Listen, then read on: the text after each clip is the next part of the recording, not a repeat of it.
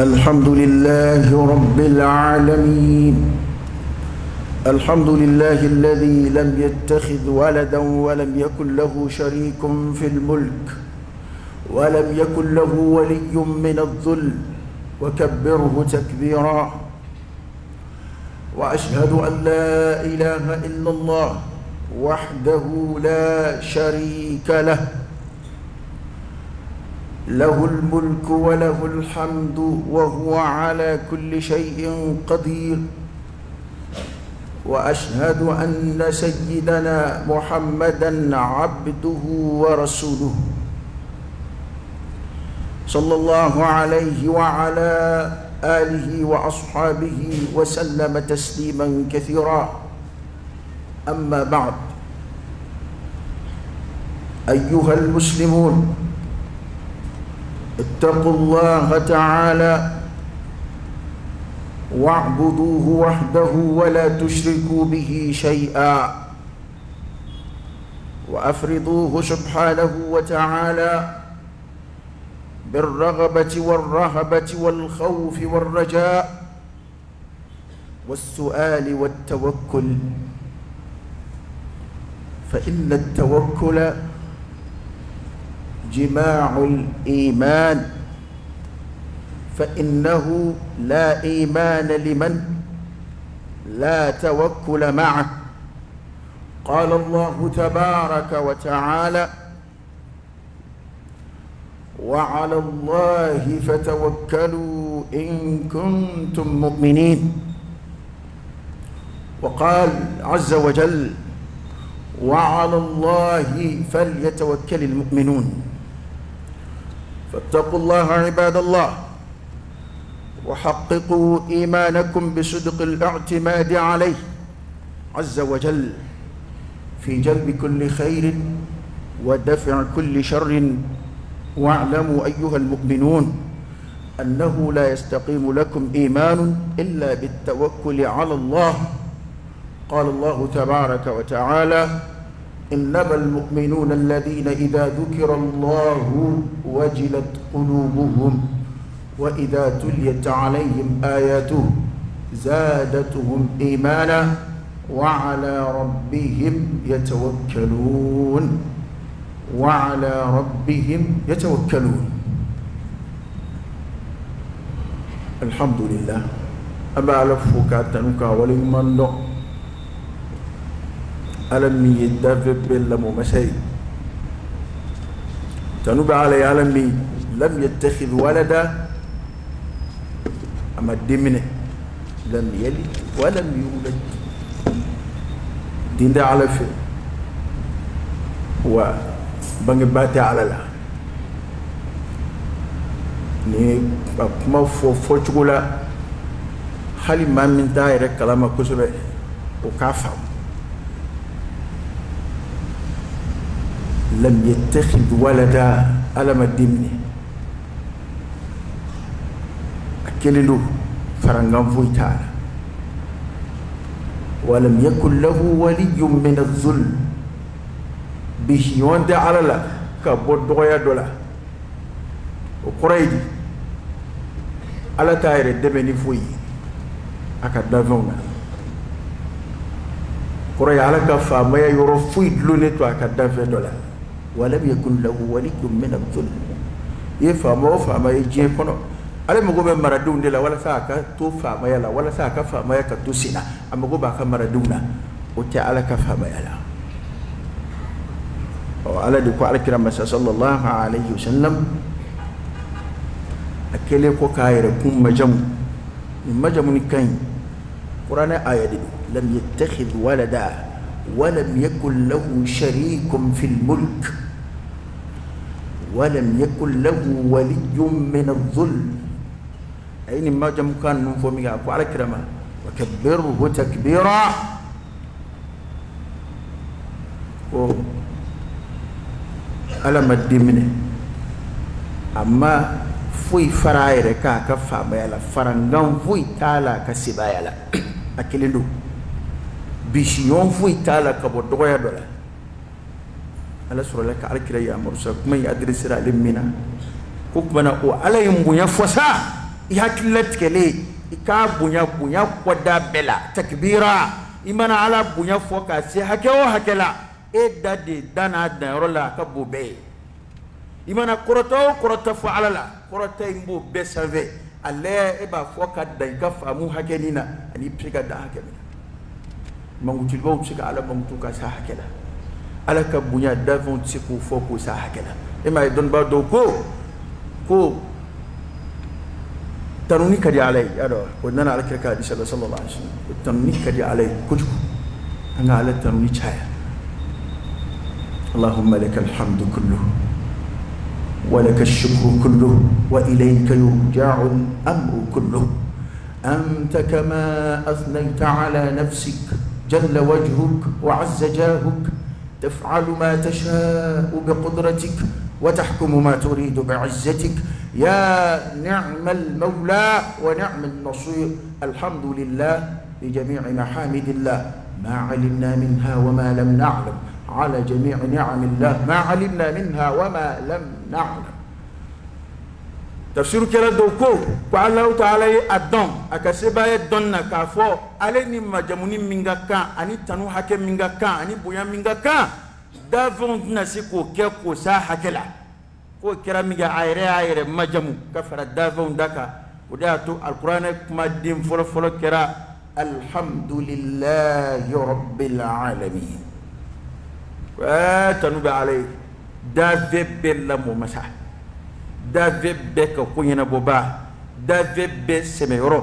دافب بتي دافب بدجروب ميمولو دافب بمين سبويلا دافب بمين بلالا ما شاء الله كان وما لم يشأ لم يكن وما تشاءون إلا أن يشاء الله رب العالمين له ما في السماوات وما في الأرض وما بينهما فماذا لك ولأوليائك فوفنو بك بقول بلي ولف لا كنو على كوكو بي عليتي بلا منازع فوفنو بدو كل كوكا أجغر كو بي عليتي أب مدمين إتايسا إني بيشيون من يأوتي فوي ita jabi fo amba jabi di ma fui onge fui te mashi fui te fui ma fui ke fui na fui ke fu ala la hawla wala quwwata illa billah ودعت عليك أكو صلى الله عليه وسلم أكو أكمل من فلوي نويك فلا حول ولا قوة إلا بالله أقرأ لا حول جوت سك فوي يلا ماكا بتشكو دولا كا كتشكوري وتشكوني ما دوغي تشكو ولا قوة فغني فوي كجونا وفغن ما دوغي تشكو إلا بالله فوني يسيزي على دلا فوني على ديو فغن ديما فوني على دي دمكو كوينكي عليك أكو أكمل صلى الله عليه وسلم كنز من كنوز الجنة كو الجنة عندما ندعي ودي دوي أكمكني كذا كذا على يجومنا جو كتكفى بلا على كرفة أو كذا على يد على جون من دمنه يوم ما تو داني ودي أوكي أو أكمن عم بشيريا وعلى كلبانجيك كشيريا كروكريا على كركتشينيا صلى الله عليه وآله وسلم ككشن ما تشامين على فعكو جيج على كركا صلى الله عليه وسلم أنا على كرا سومو أنا جنيون أوكي على كرا سومو أنا جنيون ولو بتامني نويدي ما دولا نيرني وسدو على كرا سومولا أجنيونغو كونه ما براي سومادوي ما دولا ني وسدو على كرا جنيونا إيه سومو ربو كونه كوي كذاك سومو فنا يا جنيون دي نفهم لدي نيامين بنيون عندما تبي تقعد دكور نيو فاكتي كذاك كو نيامينا نكوا كوي ربوي أوكي ربي جيون نفكلا لشونيك لي أصحاب قريش أصحاب رسول الله كو على كرا جيون صلى الله عليه وآله وسلم كرمو بكلا لا أنفيا أنفمو نفكلا في بنغلوت ولا ساكي إنفمو قرطا parce que si te machi en fait biké psigal dina garantie ta mai o c'était mai nga fi ali femi zetiye ibo o fi jenyon ni jenyon la goshire bi dimi ni ka tonde on la goshire bi dimi ni ka ton la goshire bi dimi ngani ala kira jenyon nenna o te foyi ni ala kira buron nenna o te foyi joni burama bu abuloya cew te tabulu ko isa ni burate tabulu kelina ibabuya beto doya ambetete wa ete jamana kala mo abedina bura be tabulu kelina koron ke abete kelina hal ni ti son fatia tabangi bata e burana na okay ala ka akli man dia amma man ala kira buron sallallahu alaihi wasallam wa ka sono mo de doye ni ma min de furu ma min mayno kera nyon doye e ma ni ngoye ma sura ala kan gishi ngoma ibai balmo bi wuli suko buron yera be wuli e awuli ko e ngon dim so de baku e ngon ngakar de baku o ngaka kar de furu mbon ve e o filla ka bo adama de na kuma jmai wana nan solila ala kira kan sallallahu alaihi wasallam akli bi jigi asomawla akli bi jigi ajjenyona jangot kan ngurla babaw ke abi bakr wa umara وعثمان وعلي بن أبي طالب رضي الله عنهم أجمعين كيف نو ولا نكبر نونا سلامة بيسنج هذا على كذا كسبب جناني كروك نيكيبو ولا نكبر نونا بيسنج هذا يبيس ساكي توا كلا كلتي أتيرجي بلو أتيرجي تادي ni ala yɛrɛ ka fɛn nɔrɔlenw de ye ɲɔgɔn na ko kira ka an yɛrɛ tun b'a fɔ de a bamanankan kuma in tɔnɔ min ka kɛ bamanankan ko seyiba cɛ naani ko kira ka seyiba cɛ naani abubakar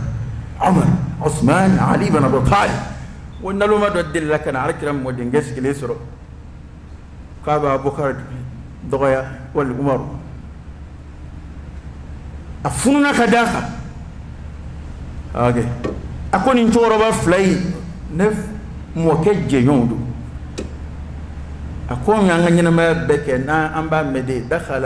دخل النبي صلى الله عليه وسلم وأبو بكر وعمر خرج النبي وأبو بكر وعمر ها مو هجرة لا يوم وقالوا يا ها وادم سفر وقالوا يا عندما كلام وادم سفر أدوما أو كان يكمن إنه كراك بنيا تولا كوي أي سجى أكو دكبسة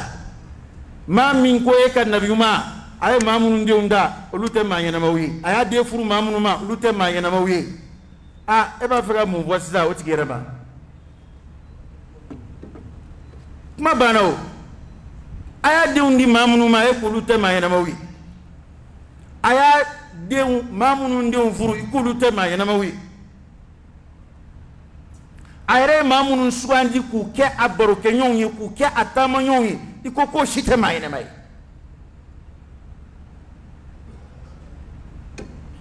eka kuma na sawa wati gere joni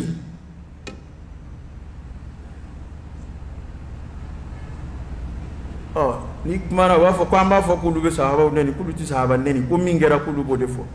chene afie sa ete kele defo sa minga di bala ko defo te mingera ko so ebo fa e mo ke minge e bora kala bo abaro bori yo ba proba ya baro biyo e dilla ko fo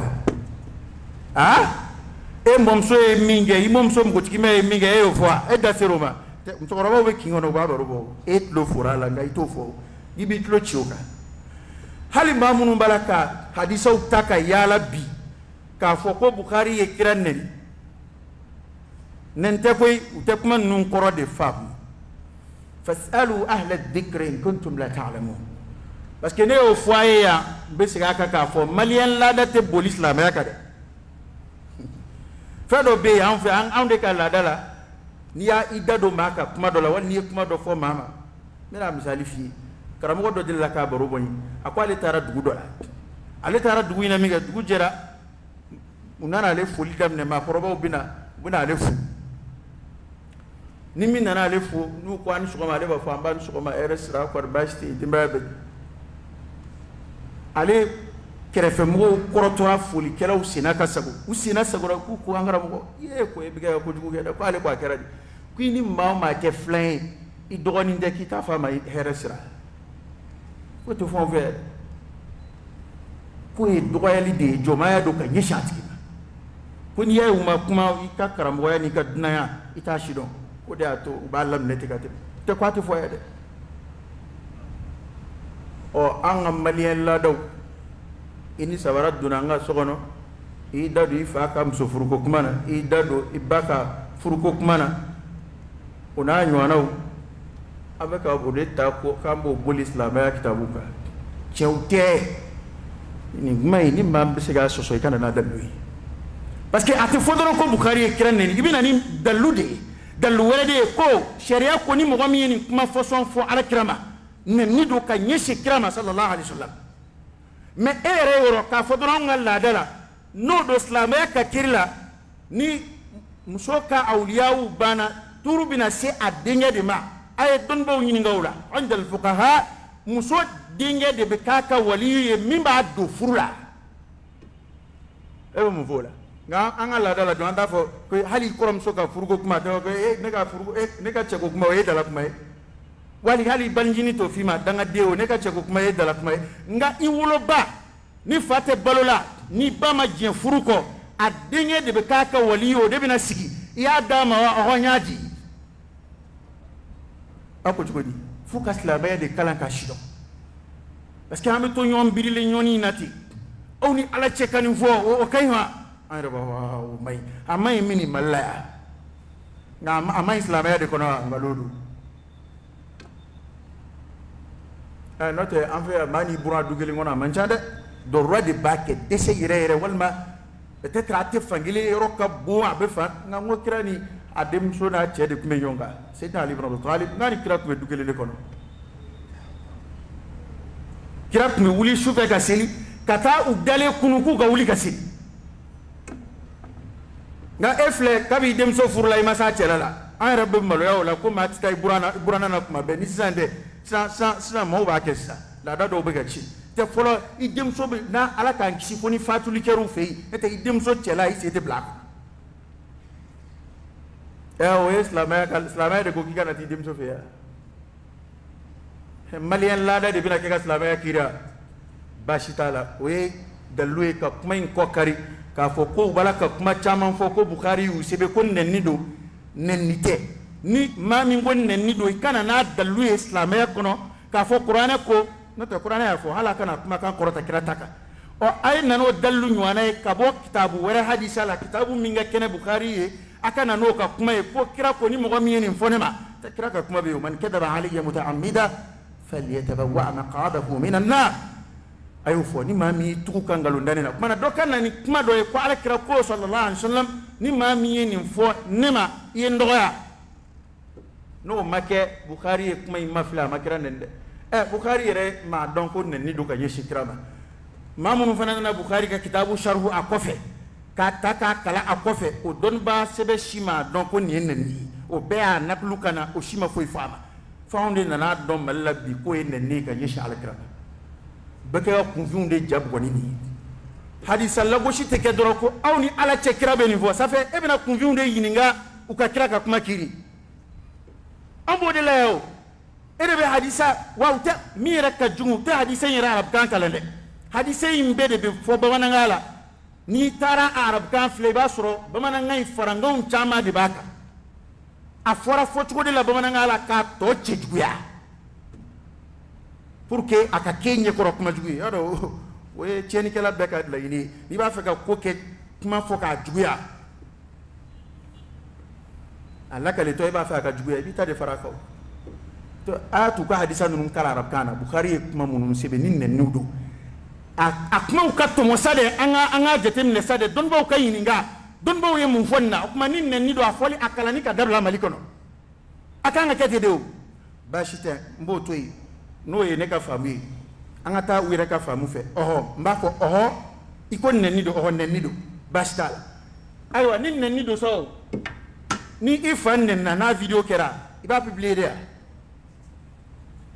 ni banne na video kera wal ni iba fini yana matala o photo balla kata internet ka na soro la ke tugodi aba publier dungo do aba wajuli kene sigi ka to ka fwa ni asabatira euro ko nenni do wajuli kala bay ikma ka bita euro chamana donc ede bena nenni to chari sisa hali mamunu nate natura bukhari kono arab kana do bi sa otame baba non ko ko muskoroni mi anene o manende mi nenni la saba ede la kan fa hakimu do bi don na fa ko kare ni fi ma ko hey ni kare ku ne kiru ni kala kise akuma nzoro na sida ede hatta kana tourner soda bima num law ala kira dogo on ba don kuti kira few ga kuma mun nanu ya ke jaw ye ka chari ngo kuma de la jema bi dimi patewa bo muna ni asabatira euro ko ni enne ni ka yeshi bukhari ma ata ka sinyeshi ala kira ma nga bukhari di ma fam o te ka yeliwa bo ha fam ko ne nidu wal ma e ka jamana la dala jena ni manga fo kira ma e bo datugule tu laysa kullu ma yu'rafu yuqal fen don da beti fo fen da man be kitabu ko no be dem siga fo abe fois ala me kelela ya ko ni be qur'ana kono nga dore ba kono me kelela ya be ko baya be qur'ana kono haduta kono ya ay subulu tigro ta kono ya ay jena kala farala kiro ta kono ya baya kala me yo kelela parce que ngobe ni no fe nga warbi soronna islameto feyo mana na sabatira euro ko ne nido amanga kuma be ka jama sigi ko nyefo bukhari te maasum yo bukhari hadisa de sege fem min be bukhari ka kula doro o ko tigi kundo aka hadisa sege chugo de kerengere la kateme ma to taka abana moko ma fo nabi mando moko ma fo sugura kirala moko ma fo kwani kira kuma na nyove keneka o beba ude yoroy te bukhari mani shifo ama fa ni kire nyoye sallallahu alaihi wasallam ama fa sugura ama fa sanayela ama fa alaye ama bukhari hadisa de sege bi sudqin wa amana ni cheni danaye o da madido o bisega la go shola tugudi aka sege li ko fa adara la ni chen ale bo sebenke ni aye ko ni ni anga jamana la dala ko hadisa into isa ni chen do ka dine mago ma do alaw ko redi dine seli kirite atoyi bana kuma mun kembe ka fanga soro ni wati nuna o do jabi ni antemeto dama do kutubato kade okay komi ay sahaba ko kuma in podron hakili sirama kuma famba be woro minga muqaddima nun ko fe o jumay ay tawhidu wele kura ya hallo ya soro kutuba be bi damne nay ga fitna kura cha ambesiza fitna kuraw chaala de shaytan bekari zu kuraw la ayala batu wala tushriku bihi shay'a nabi mu shiraw de kam wama arsalna min qablika min rasul illa nuhi ilayhi annahu la ilaha illa ana fa'budun nabi mu shikun de flani ifradullah bil ibada ka ala kliya nabatuli nabi mo chikun de flere te nabi mo machi ku kana fo dama ko ala beide be a don ko ala bey na te yebiga ya ya ala te foki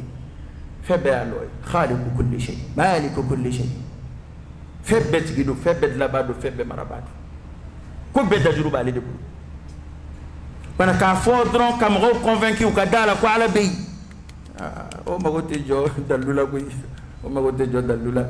dambo al kafiru afara ko no nyini gara qur'an do ko di kafiru yini nga joni ko ko dila ku ba fi ko ala ni ko joni ko dila ba fi ko ala ni ko joni ya ru dila ku ba fa ala bana kiraw dun nana kana mun faraka o ka ala kilimbatu o ala inde ani bunyam minga ka ko da a kilima kana ni yoro transférer kata da 20 fois ila okay ni ala ni davenji ala ya boyana dro yi kafiri ale kira mushriku yi kira ja medde kira ja med dogo yi tuko fuiti ka kula la harani saroka jurumu be ka fi kuna la haraka te mefla nga fuya wa to ni shetana ya doni o korote ku shuto do ka jurumu to ka de ango fam nga shetana mana ale doni nzori la kaba ika selta toro ble ika shunda toro ika jagabota toro ika fonsiriati fu chen shetane flanga fu doni ma ika gafe kono ka bara de bana kada ka ala bo kuma foddo ma adris al kret لئن أشركت لا يحبطن عملك ني دفر على كدرو بارد بيبي يفو فنجو بدي بيبي هباء منثورا أبكيكم أكمك إما يقولنا تشلو فارك صلى الله عليه وسلم ko cey bek mba doni ngumange jahiliyat lilanga amagar siges la bayala cey ngim alla ko doni maga jamana na dana ka ko ni ko karsa ko nguma ya bam nu nge jonga orani fandan jigi ko ne ko abisara do soro la de islamaya makanya na ama islamaya soro kira ko fati kishida ko kadamu ga kwa ma fo dungilin shi rabbi ighfir li khati'ati يوم الدين كما على كليا دونجي أما يافيني على في دونجي كوك من تانكي أمسلا ما يكون نجى أما على كليبان جاك يفاتي كدوال جنكو برانغنا يوم ملا سده على كليبان جا وترمنتو لا ده كلو كومون بك لابولي كبي يرى دلو فلا دي بمالي بلو ngafo male ni fiyew la be bulu ba kuna bnana mali kilen denga anga dem na nga jamana dalu fola e jamay ni ko min jama char dalu flana e wari ni war soro la komina dalu sabana e ni mawu bidlana e dalu bana nini sabako ni nyon soro ko kula abana ni kibi kuma chugo والله شريعة سماني كنيني منا كلي جليش نقول جماعة كتشان وتدلبي غني نفوا جماعة تقول بمفوا كو حاسدي أدو ويا دابورني كلين دونو كاشين غني كماين لغوشيت كماين يجي أنشي كنا هير ملاساني جماعة والله جماعة تب شيء دلوي ني جماعة شيء دلوي الشيطان اللي تبكي تشينكي علي دغا جماعه كتبتاي جماعه من تقرا الشيطان انه جداني بيتشي ادم دي من تقرا الشيطان انه ما حالي على نو سبحانه وما اكثر الناس ولو حرصت بمؤمنين عليه نفو على كريري صلى الله عليه وسلم او نفلد nafulu nya ala yere ka dide yo je kono bi nafulu te islam bulu hali nafulu be islam jamana mununa an nafulu be kafiru de sago yala parce que wulu de binna ni pétrole be islam jamana nabi to bu min sura pétrole islam o retu sura sanu be oro nazaro bu min sura sanna du ko letu retu sura kunuzul ard du ko ko ni nafulu mba kono bi abe ma munun bulu o famba te islam bashite benzema munu be kenyana mala walma a neni ngoy ni ndalu ngeni yeni ngoy nge akokera yalo de kore ko ala ko doa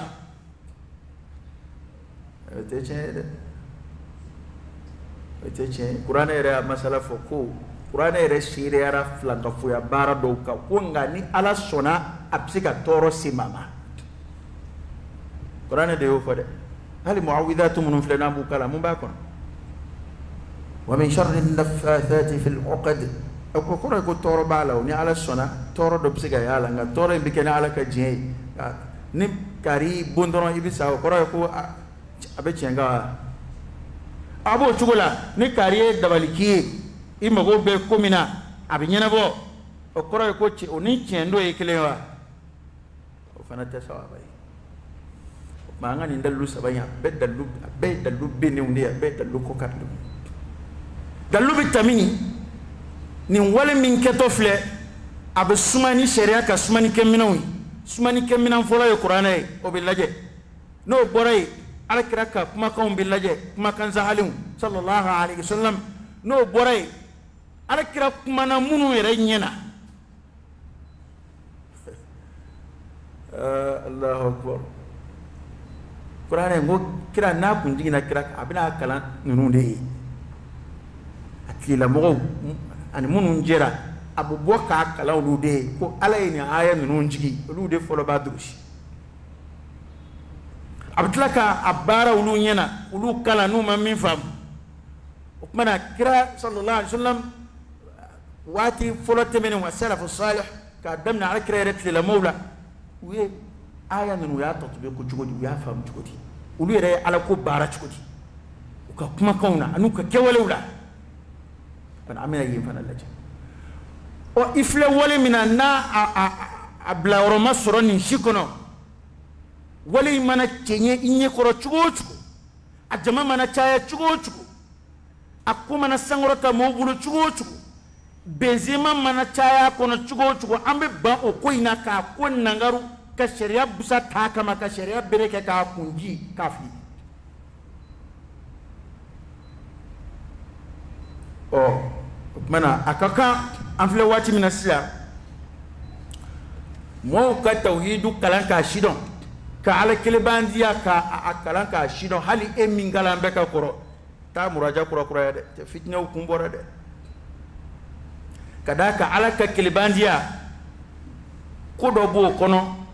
kilibandiya bu ala kilibandiya bunda do be afumo ko tawakkulu ala allah jigida alaka o de bini kataka bo mo wala bew illa man rahima allah wa warinaw mamunum be kono ken man ko al aklu bid din ko ala famu bidi mamunum be dumini ken diine abanga fu tabu koro kono ko al aklu bid din ko dumini ken diine o lu yere mi vo tan mbokku on da dugaro yebi islamaya de taraka ke jago kuyi wallahi yahudiyo ka diine ciena cugum na yara mitli yahudiyo dangani nasara danganna wallahi an flesrani min ga toy utay ciena tadi karamo de ko yele maka ke shuela ko ka ke dibidibila ko na miningi na mbake tani gindo ni abenga lumvi islamaya ta shuela ko islamaya ta dibidibila ko islamaya majamuna ni mi layluha kanahariha islamaya shunat libekaka wa alkira majamuna qur'ana fa ma huwa ala alghaibi bidonin foyti min kan ama anganya na mala jango be kelela nyina ma yere min nofi foyti min kan anganya na ma fata sur ala kire yo bangi amandun ala kire de be majamuno ko ma here ko foyti fayo bangi amandun ama toro ko foyti fayo son dranka boy ana made kana mo ka etimadu ke sange wati kurni ngode an gilingile fon fle wati kurni ngode do ala de jira mo gawla wa tawakkal ala al hayy alladhi la yamut iseme nyana mana mintisa ba eko ke seme menna ke ka ko be nebulo fa c'était afla be bulo be jurula mata do mi jurubla mi e seme memina mato ere be ngadon o ere gele damam bo ere dela no te ka nyesoro law de ka cha ma be ke ka aw nege bi kwa ka ere ke ko ale de ko yene bolay wo ale rebe kunyini de la abe kunyini de la o ete ko de famu ete manyuma shi paroke mbe femi fi bi otu hakilla kaba alaka jedda manyuma make publicité kala e kana ka manyuma yama amma delika ke abada manyuma make publicité kala kana aka manyuma yama ma famde chide umbe mo wele kana ala de ba mamunum blala chidew nona donbo la chide akotkele bu mo wele kana ala de mangando ma nga ambe ke ka komunun dambe kata karama ma karamatul awliya ala jonnyum walju kama nyumanya o walju kelen tesla me tarkula min tay sebe ni asabatira ko ala yesne bala ajugo kumbala al krere mamun refo qado bi law aqsama ala allah la abarra ko halna ikali alaka ala tisomima ko ala bojado ala do mo ta fi hal ma kudo ay o yesu ka qissa ka to kala ban ala krade ko sallallahu alaihi wasallam hadisa kinama unana ya ba sa kitabu chama ngono akwa ka sahabo ma ko o yesu e tabi'ina wala samandi yakana ala kira manyo na do ko kap mbi ya kirat lila ni kirat libe na yoma nga ala ma alati kan kira kanyo teskiro kelina manzuru no kira de kwa ka sahabo ma ado amgola Umar bala ako Uwaisu ye tabi'ina ulaf samandi ay Uwaisu ko fo ka tamashe befo ako chein baki de kumbala ala yo kenya ka doto drome kilinda roy kira ya foti ya riwaya do qissa lakalla do ko waye ala deli ko ala ka baki kenya ko nga ko ala ka dirham kilinda ro toy bakina alika tuku ye ka ala barkada ne farifa be de pimbe ka ala de ngena wi kuma wore ma fongo kira yo fo sallallahu alaihi wasallam nga kira ko ngo ko baki de kumbala baki de ani kuna ka suru ngale te tege de ngonum tiga ti ngonum tiga akabala madu ngabe farifa be ke juli ibina don ko ala ka jomba ya te ye jugo ange baki de kumbe wo isula walju wo isu kon baki de kumbala ala baki kenaya ko ka to dirham kilinda roy ay wo isu bodugu fo ka kabila fo alkira sallallahu alaihi wasallam abu bo yaman kana ako wo isu ababa bule abe ko barka yini de dugo dedu kira yini mbe fo mi ge kira de ko Umar masa akoni amini o Uwaisu nyenyoyi madu mami akafsa tabe ina be kira ka kuma imba jira ka dugo be jabi kira ko koni ayaye nasra ka ala ya fadili ay aya jija ko ge aka fo pa ka ala ya fadili ay ima nguli kuni kira be mi fo e fengere ndo ye jama fine yoro anfeya kwa be walju dala kwa be mago yini yoro la o be mo yini on rek nyene ma be yele manaka ke je koy jete farafina ya antna nake ala mo ya ala ka nisika ndanga na man tugo don dade binake amena khasira ad-dunya wal akhirah dhalika huwa al-khusran al-mubin kira ma fo nani Uwaisu nyoya fa ka dugo kay garsike kula ay fa ka dugo kay kenya kula fa ka dugo kay ka jina tike ko nyumana kwa ya fo kwa ka ala ya fadili ay kada ka mugodo na fe min fo ala baja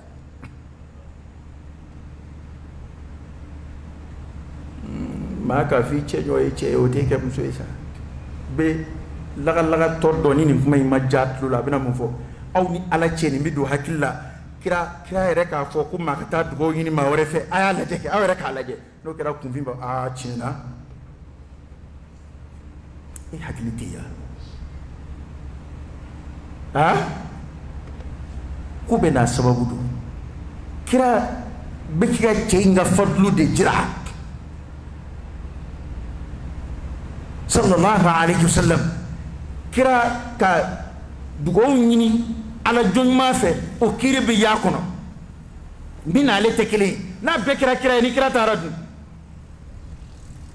kira be ka mo kala be darsu de dikabla doto famu parce que around il modèle a bere ete ali mi karamo kunjigi e bi afo ni ne renje be ala sene ta machine ni afoka ka dugo ki o ma karamo da il faut qu'il s'aille tomber et ta raba donc era doni vle no fe ga bisra ala nyaka tanika e bi so ko mani di so ba nim siga ko ki ala yeti ko ki ala kira sallallahu alaihi wasallam ko kira dilla ka fo ma ta to hijila ko kana yina ngoy ka dugo la kira fo sallallahu alaihi wasallam bal kira ma yini ko ambe ka dugo ka le yo ibn akaba ko yesa o te solide kira ka kira ma foka nga sola le ka kira ma foka nga wasila yina le ko sigiro kelende do ko ni misiri wele la ka nga dugo ka le yo anga dugo bi munye kira ngoni mbebe kira ka tawadu de ko fo kira ka yere majigi mi isa mandu kam go soro nwana kana mandu soro mi yahudiyo soro uzairu kola nwana kana mandu soro ala kira de kumbi yere majigi kasura korata be kateme dave beka akabu dave be no be ko fe aba yere majigi katlaka no fe mo kala yere majigi la katlaka kuin ka furubaya ka foko ala damaka kambela beki jesri ka ala jira jon bela beki shin ala mai alkira mo kana islamiyya lati sallallahu alaihi wasallam kuma be roj mai no o Uwaisu mi ni alkira ya kofo ko ni kuma ni yamani ko nana Umar be ñiningal ke awi ñiningal ke ka to khalifa ali afikum Uwaisu ba cela da ba fo ba anana ka to aka sukoloni kono e lu yara be kaba ko ya Umar ñana be Uwaisu ñiningal ke tukumna o bulu kaba ko ya fo shendola ani mo nana ñonfe anana minge Umar ko ako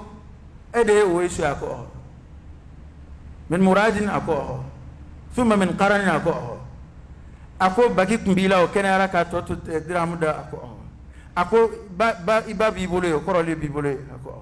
ako ala kira yi ko fanya ko mala ya fadeli ako ikumbe rod menga ni mafli ako kufa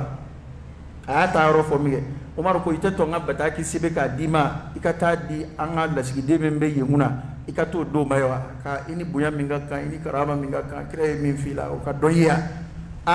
ako Umar ni ba kenne de koni ne ka ke mola bulu ko fe mola ni tugo ina taw de kadde ne fle tugo mina tademma ka jate tenga ni sira kan donda manata Umar o de kadi Umar ko ni ko te okumata ala jonmo de manata de wa reba ala jonma fon fe mangutuya amba be mangutu ni yere majigi amba be mangutu ni yere bunyai nga on yere kam manyumaya koni o yongo barka buyambe de o yanga no mana kan fo ma o mai ay na ne manyumai ay na nga dugo kai ay na ne dala dugo bi tu ti ci fe foite ala jonmo untake ala jon sebe utake ulu bi buldi ne ko kwa akad go ki ale re bulu muna ere takele okma nyebe ko munu nabi jado amoni sisan farafina tate dine ko teble de dalu ko teble de farafina takira nyon laga to fledi sa ambu de la go farafina ambe nyon laga to fledi la sa ode ba ka bidon chegana no ni bidon nana ne ageta ayta nim bidon ngono jiw abekera jibarka mawni abu mako bedla abu ko bedla an raka jamana bala ba dam ne yanda dila fein dam ne adam ne na an ta ka koron nun day na jamana to fo ngon ta ka koru tay okay yara rezo influence ay robela aban da fe jamana in jamana sa malta ko besina lagi ne ta dam ne na sa nu fana ta dam ne o ne ka ba ko era mina mo mi reba ke otede aka compagnon tede kono gambato munu fara bita olu tede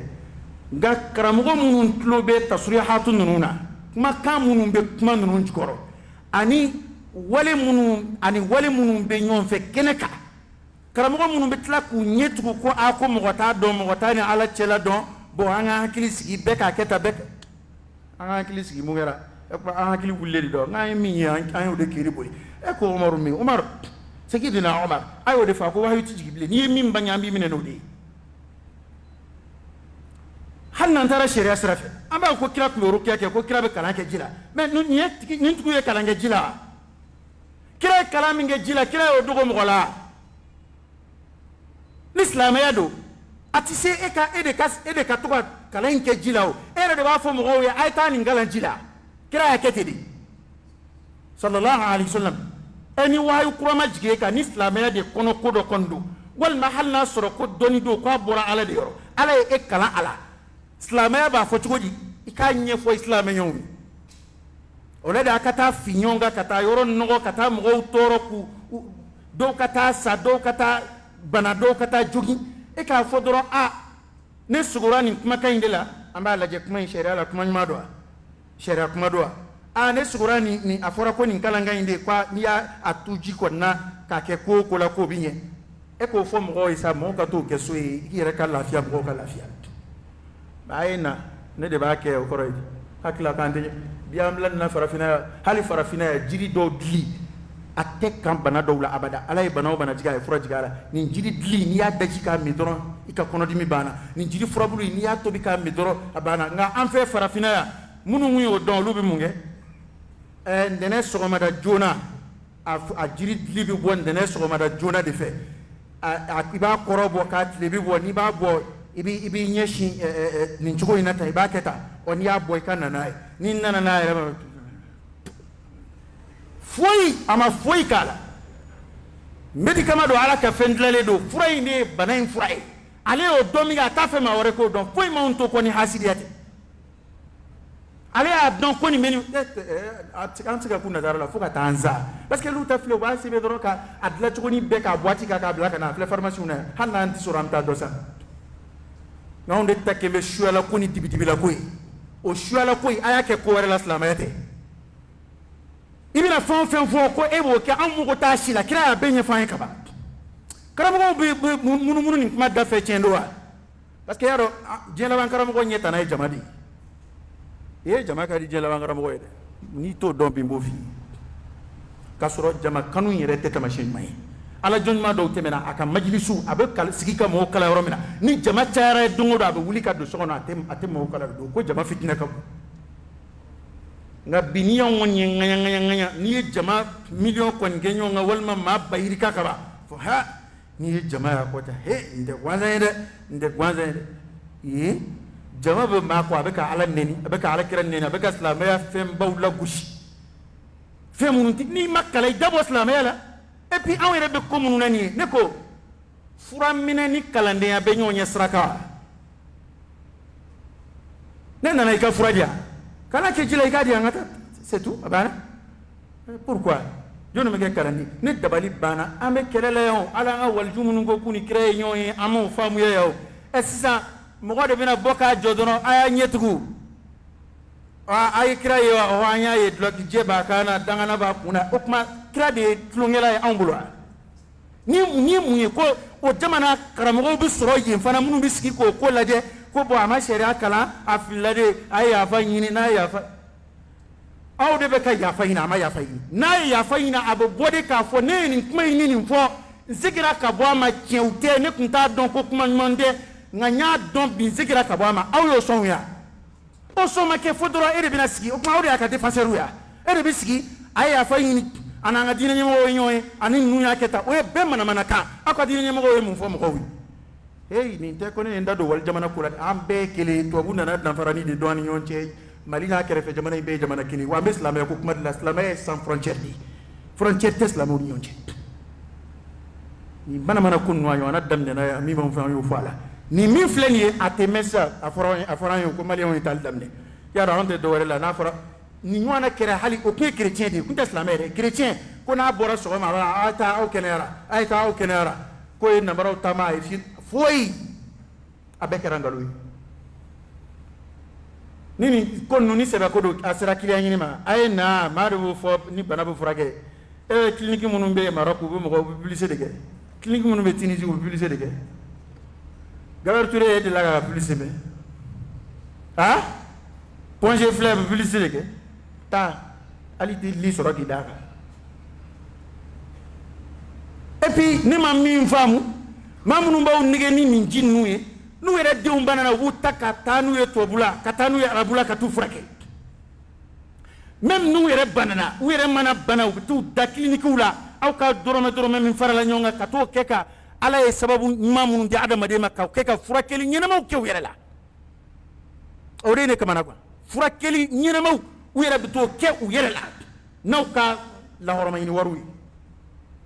parce que ala ye fedo la ni yon zoro ni mitaka boy o de adamadian tabia fura minui ni fay mugu boka ke ni na microbe du banan ni microbe do be ni fay de kana fa fura te do rew ko ala adla ay ni a bashi fleni tama man go ba fa ko bashi a bashi de ni ya soro do ta ko ma ala e mi no bashi ke jisuma e ko bida abo ko ni ko ngobi la dumini bi no ngobi la dumini bi ko ngobi la ko bida ona yo no fura ke te do rew bona mboro la nan do srala ka ala yere wele ala ka banata ka buila est ce que o kesko de en fle ka femunu yebi est ce que kira sallallahu alaihi wasallam ni abid aslu jmen soro naslam ela e cha isa balsa don bo ka sabalsa kuma flateni kon nuna sa e rukiya kira yo sahaba kala rukiya mina amino deni ni kon nusma rukiya kala ere maji da nya ko ma foi toala fo awere na ka jiw na ka bidon datugule jole ka keta et puis tellement tigera jamana quoi halika ibolo jole medoni pour que aka foki mena ka ay ba sura chama voix da goro halo ere tala nu quoi nu aketa do akera naji eta akera fem baraka may eta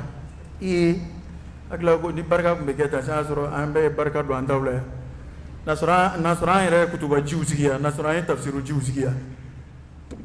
karonke zamzam ji ta inkira de ofu sallallahu alaihi wasallam ebo go chugo do aja go zamzam ji ta je do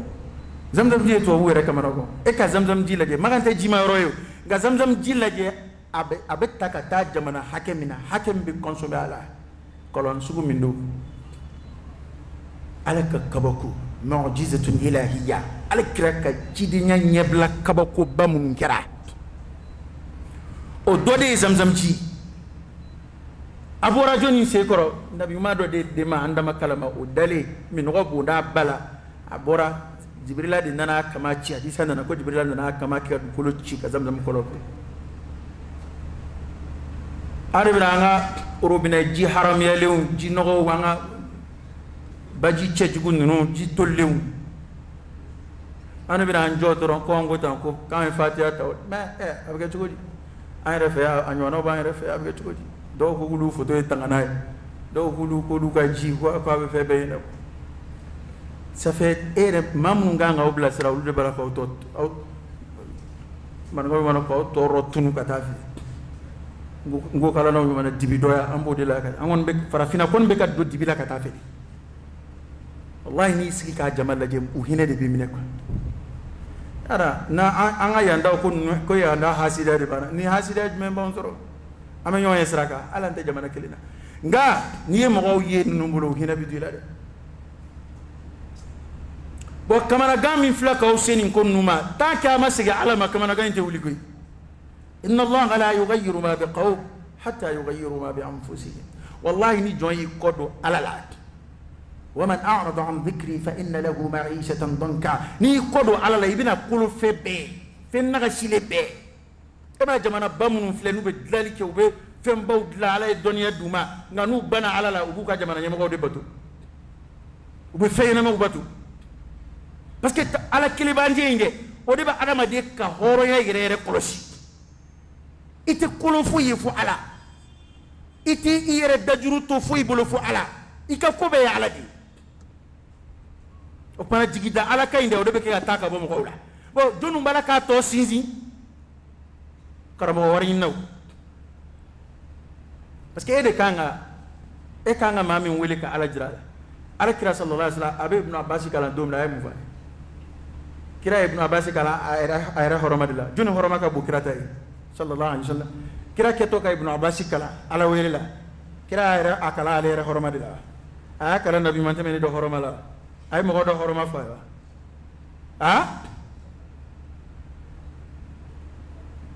ay mo fa wa idha sa'alt fas'al Allah wa idha ista'ant fasta'in billah hadisa inga ja adama na kutuba do andel la ka fa ni je be jera ku be here do sima ala min se be yekuti si ni je be jera ku be toro do nyoni kabika ala ya aletke mingi soro si emen mangani mana boyoro adama de be wuli katake ka yemfa wallahi ni farafina masigi barama alay sababu kene kan sababu munum bla nga barake ka furakeli nyini ka barake ka balo nyini ka am metande an wonte dungo do be kan naga sigata e mo bena jo ika donta dai basmalay ka maslamé tola ke rebe mo yini ka tuino fe ke ba atba'u yini men ne nyebala salbiyatu munum be tasratu munum be akmaula karamugo munum ba defan ulu dati soroma ulu bu base mun godoro ko ani ala che kanto don gino anga foitola parce que en ala ere ma yini on fait en godon ala ton mino ba ere ala sonama muna musa alayhi salam ani qadru tamana o minta ala de abla ka tafi ala de qadru yoro fo musa e tafi ngauna tabe ay kena kan ko fen fen gena te be shariala hal Musa e laydu ta ko ba dadi amasika dadi aya be inkaru Musa masika sabali minga amasika sabaluka e kena kan kuma fo mi kafiriya kuma e kena ka o fiige ye wale ke wale min islam te nyoyi e adume ka be de kita fo islam wallahi anganziki kala hala te me ibayi bina batu ke cugu kura do parce que ni adama de makala nana na ira bla don baya place la ka jama tika to ano fe ni min ceye na nye koro do mina bina obino de fu parce que afle abega ala wele kam nu fu o de ceye na nye koro ete o sebene be min e ni dabali de bana ko mabsiga ere ko mo ka nu e to fotoro ka bana ko nu e to fara ala ta ka doran kwa anyena he mu yara jene o fe dunia fi ko ne to farla ala ta ka ko ala bison dunia fi halu asro mo godo de o esi o nyana o te kada lui eni yele ko dai e photo ere o ame photo tala o iskalu be femina do mi ngati daga o de ka cha photo kana ta ke fem barka ini ta ere o te ka ba ko dai wa kuma ere so soli be femi no fe do ko haramu do ko haram te femi haram yalina halala ere masabati folo na barka ini babita kita barka ini futula nga baba ko ka le foto tanganai ayre nyana mama ke tanganai tangani kelaw de ba ayre no fe ka yalla amu fam mami foto tanganai ni garde ko yo tigi no fe ayi nege de parce que beba donc ko fe yere de ka gira foto yi flesa bi sika waraba jajira na ya sisa anshite ko antugula mais ni waraba bla misri ko na ya sisa ka tuko bebi yere ta bon ko ray ko foto tigi yere de ka gira foto yi mais ni garde ko be foto tigi yere ko garde ko be foto tugu ka dala garde ko be foto tugu ka misri dala garde foto tugu kembe ka apare sani bi do ba ke ki pochi laje kasoro ulu yere bu ko sogono yere be misiri ko nay bo yere make tangana yi foto be kay o la toy be ke de birle ñoni cha to ngani fi ma koy wallahi la toy te foy kala ibe ma yeni ko nuna wallahi atayra kalama ngalina alala nakke ko yara dungo do abi imla o da to be to an ko go yi ba ko be mo ko la so ko be mo ko ke ku ya bon ala yere kira ci dew ne blaka na mo ke ku ya ci dew ne ka bara yudi ema ko yuallimuhum alkitaba wal hikma yajmay kodon e ba kala kodon ba mi ate komin don ka ba kala ma parce que misali ya tamane be awge to la mambe ka e wele ko ale be komunu yena bo e o ko nywana ba yere dala atikulu yena bo hali munu be turabu dala ni e dago shingo turabu dala ba fa ko jondo ti turabu dai ka tigi e ay turabu la ye turabu dala ni jo ka da ko ngaba ko jondo ni e telefon cha ko jondo e hale ta do mambi ka dala mimi ke shine bodo aqulu qawli hadha wa astaghfirullah al-azim al-jalil li wa lakum fastaghfiruhu innahu huwal ghafurur rahim.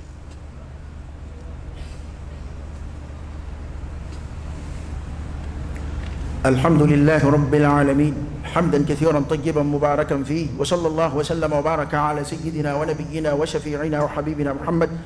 وعلى آله وأصحابه وسلم تسليما كثيرا أنو نجي سمع على لكم نوتي توحيد لا نوتي لمن يتيد على يودفو وعلى الله فتوكلوا إن كنتم مؤمنين ناصر أكون دام على لا تيجي أيا سمع على لا ما هو يرتى أيا سبينونه كينتي أمينه ما تودا نقولني إكتا نيسلا ما يكنا تاركوا بيكونو الأنبياء والرسل والأولياء والسلف الصالح نفهم فين إكتو كنينما يكلا ikuka kuma kan kala ni ala jon nyuma yoro paka ala ko sebe ale ba nyini ka jon de nyeshi alama ata nyini ka jon nyeshi ayrema ادع إلى سبيل ربك بالحكمة والموعظة الحسنة ولدك تيماما تيدو يولد لودي دعوة لودي وكبار إجمعي وكميشن إجمعي كمغو كونجي علما إما يوسف عليه السلام ما من أني كما لفلان نايرو كو سغورا كو سغو كرفو يكودو يبالا كو ماجمادو يانا كا إدادو سغو كمانا أي فرصة مي occasion profiter ka tawhidu nyefu yefo ayu kala ala ka kiliba jala ani ka aka do kungolo la ka fo sugo inta le re jon furu la ko ide ala ka doni dilende do alema ala de ba korofo ale ta korofo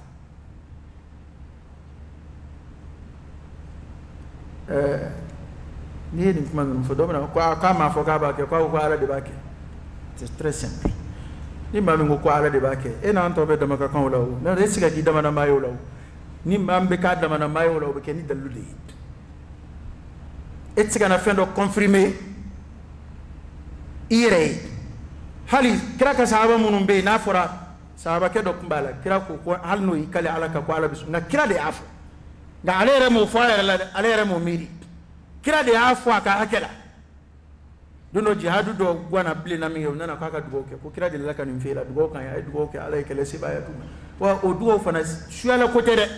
dibi la kote ko islam yala wa ara kira rek mbi dugo ke kira mbi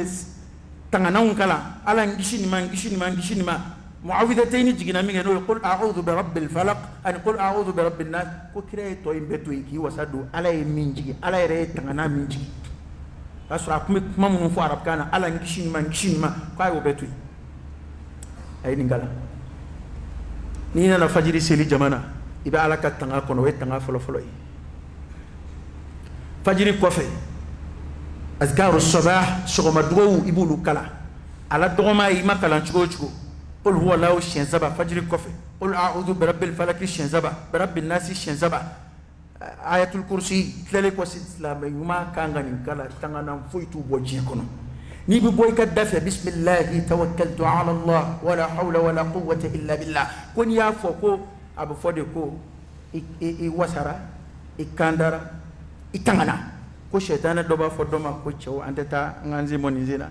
am ci ka fenzoro na ci ko di mamin tangana akandara akishira a wasara ko sabab mami ni sabab besoro am mun zoron anga tanjif alaka sallallahu alaihi wasallam suratul baqara aya fulalla may amana rasul ko ni miyo kala shufe ko bi wasa ka botoro ben ayatul kursi tangana do qur'an ere furay ni i rabbi dimi a'udhu billahi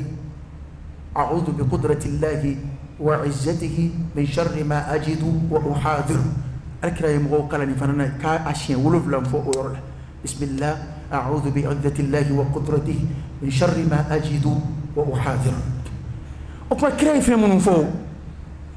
awne bena fewre yebi ko min ka sakate moka ni masika famia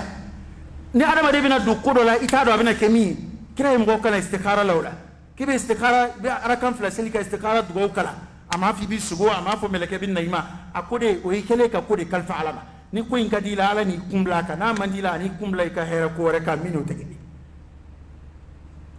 ni fanda de kembe ki so shwa garsiga yini dugo ala kire yulufo hami dugo mun be kala hami gele de bena ala kire dugo fo la sallallahu alaihi wasallam bana de bena bana mi to toro de sera lante shidwana asiba ala yere de sakani bana wuli ka boneka bana wula ka bo ayuba ka eta bobo aka bana ba ayuba ta bo ka bana furake ka bo adama dila ka suro furayre makila o siba ala di o de annani dugo bunda lassa parce que ala e kene kam fura munum lay no o asbabu de sera hal say jigi kana tiki ala la bede be jon kaseme ala la ala bo de yini ana o kuma na sai bina ala wele ala ere de ba don bana yimi ataka bona kreo ankala o dugo fanana ibi da shufe isrambe ikadda so idala dugo mun nganga kala ko kala kida ala kira sallallahu alaihi wasallam ni yesu go juguke ire isrambe ani so go inde kwanza a ire wulla shufe jatkera ala kira ko sallallahu alaihi wasallam kika tutulike inuma fe shenzaba ika qul a'udhu bi rabbin nas qul a'udhu bi rabbil falaq anika tangaini ala feka bosugo intoroma aniki idda ngbe kere minga isugura ki to dachugo mina ki ko dachugo fale ko kana sugo in baro bo ma shi fana ko ni ala sona ma toroti soro sugo ina amma ko ni sugo nyuma do ye hera ko e sugo la ko kano la kale ma shi fo ma mi yera do ma mi tibli jugo ala fiyo ko mi yusufu ya ka sugo la kale mi ko ya fadi ma fati bli controla ibati bli controla kagele fo ni mamunun tabiya china o kray tawjihatu do dama ko bela ngo o ko kele unde ko de skimbe ka jandla o ko kele una bi ko ta kulu monopoliser ka ko ta ka monopoliser on ne de beninke ni sugoran na o mayde o tanyu mayde ibita ni ma saraka boni mbi soro ma ila kala to iga sugo boka di mo ma ni dadu na akele ngoy dale okay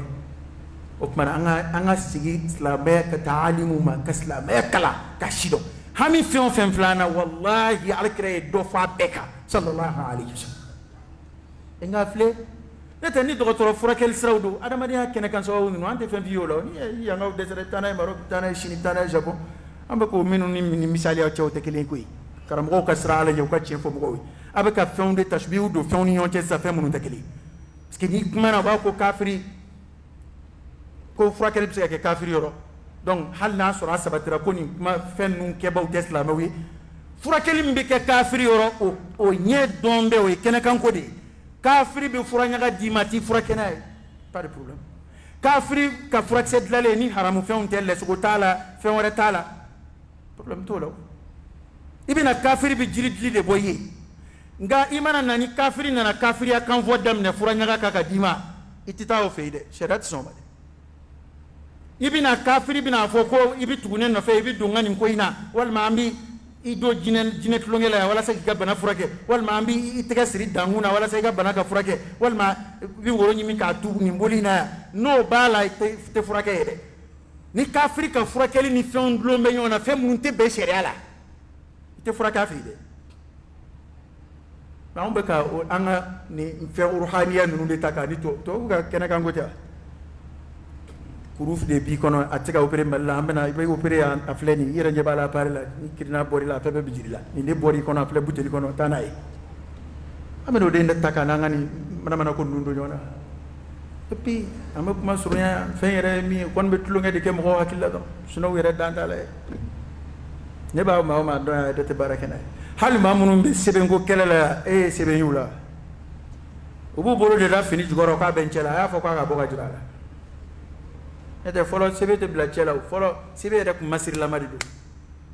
de kamano ngoro fali ba soro bagan kwale bia ba soro do bla be kana munumba a sifen no fekele la est ce que wera bake wallahi wera bulu madele tama ukakula ngo ukakula bikra an kala femuna sallallahu alaihi wasallam c'est très simple on de la fiakabu de kalana ko mana chika yororo ibsika akalai ibsika ala wele yorobe nga ni akodlo na feni na no feni te kuna domna ne no feni ke ba manyo e domna ne ba sika o yezoro domna be tukodi o mauna ndabi yala ha ni ko taw amishinga ndakalati ud'uni astajib lakum ala yafrubai akana to moka ala monopoli ka bwabulu de ala yafrubadi ye aka jombe kadai funi min banana abaka jombe ka blala wa idha salaka ibadi anni fa inni qarib ujibu da'wat ad-da' idha da'an falyastajibu li wal yu'minu bi la'allahum yarshudun kuni ne ka jonge nyin ngali kila nenu ka surun kojugo nabi mo maketa kras aka sahaba dem jeni fi ngala abi yere di kala ta to ba ngala itlawt la silla wal ma ni bi dan ngala anga anta kembe shuala kuma we gindo ni datu minute kele minute fla parce que na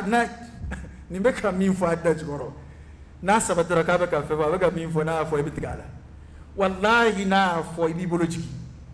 na kuma kan bo kenaba nunu be ka on nigi ni fon nu ya bo kenaba bi boloji o kuma ni waljuya teta parce que amena min fo ambaka nyon nege ko atibu ma sharia kala ni ma sharia kala bi dabo sharia la kele aflana ala be mama ke waljuye ni sira feta ambaka sigamina ni ala jonyuma yado ala boni kodon de adama de abade ta tigi ka be giringiri ka yere yanga ka nere anga jela ba walju dongela nunu yere nere de te ka o fami akwa ka waljuya yere maka ke doni tigere ni mana kan foye ko waljuya ni te ka famu eni mu waljuya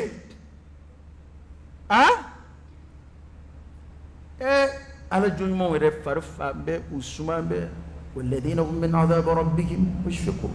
ومن جوجا تمو بكا ني اون جما كنن نون ام جما نغي ني فمن لا حركه لا افام با بي جين كودي دون انا تا كتا او بنا كنرا دون انا تا كتا او غرس جارا دون انا اكلا كو جي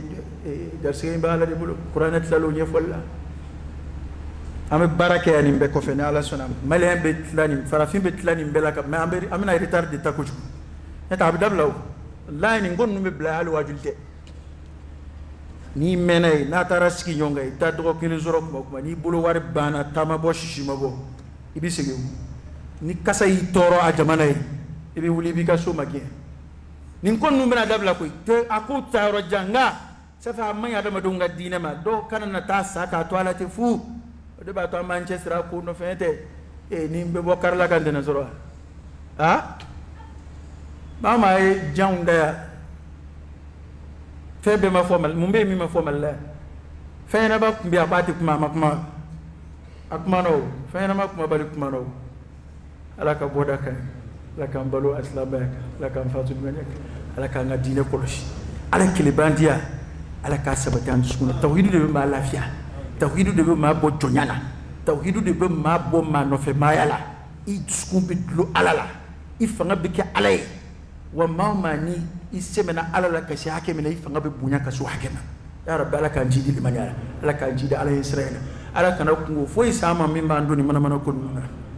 ala ka kan jigi anga kobela ala ka boda kan anga kobela ala ka andlo magi anga kobela gwanza nde ko himai abedugo منو مفللا أبولا كو اللهم حبب إلينا الإيمان وزينه في قلوبنا على لمن يكون دعونا كام مسي لمن يفعل بالمسي ديكو أنا ما دي ببارتي كم قال لمن يفعل ببارتي سيدوكا لمن يكني أي موكا لمن يكبونيو يوندي أنا فبينا على في أنا كوبس ما على لا أليس الله بكاف عبده بلى اللهم صل على سيدنا محمد وعلى آل سيدنا محمد وسلم اللهم إنا نسألك الهدى والتقى والعفاف والغنى ونعوذ بك من الفقر إلا إليك ومن الذل إلا لك ومن الخوف إلا منك ومن التوكل إلا عليك ومن الرجاء إلا من عندك ولا تخيب فيك رجاءنا وصل اللهم وسلم وبارك على سيدنا ونبينا وشفيعنا وحبيبنا محمد وعلى آله وأصحابه وسلم تسليما كثيرا سبحان ربك رب العزة عما يصفون وسلام على المرسلين والحمد لله رب العالمين قوموا إلى صلاتكم يرحمكم الله